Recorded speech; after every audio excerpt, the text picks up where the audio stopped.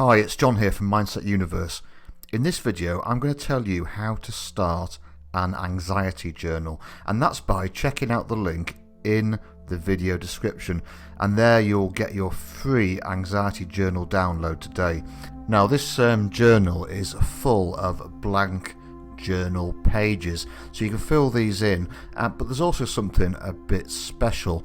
If you go to the back of the journal, then you'll find some real life examples that I know will help you understand the best way to use an anxiety journal. So, what are these anxiety journals all about?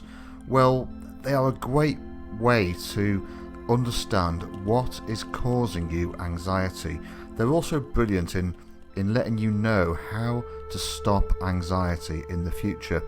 Now, the anxiety journal that I'm giving you, it allows you to, enter the time, the day and the date.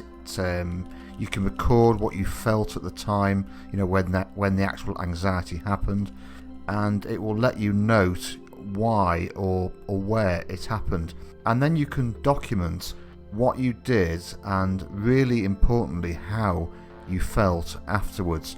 Now, how you fill this journal in it's completely up to you, but just start using it and make an effort to keep doing it day after day. Now, believe me, it really is worth it. So, why is an anxiety journal so useful? Well, it has many benefits that might surprise you. Entering your thoughts in a journal can have a very positive effect on your physical health as well as your mental well-being. Now, have you tried to use an anxiety journal before, but like many of us, you've found excuses not to? Now, a lot of people, and believe me, I'm guilty of this in the past as well, feel that they don't have the time to note their thoughts in any sort of detail. Now, this is a very common excuse and something which is easily overcome. How about noting down just your basic thoughts? Don't go into too much detail, but instead just keep it simple.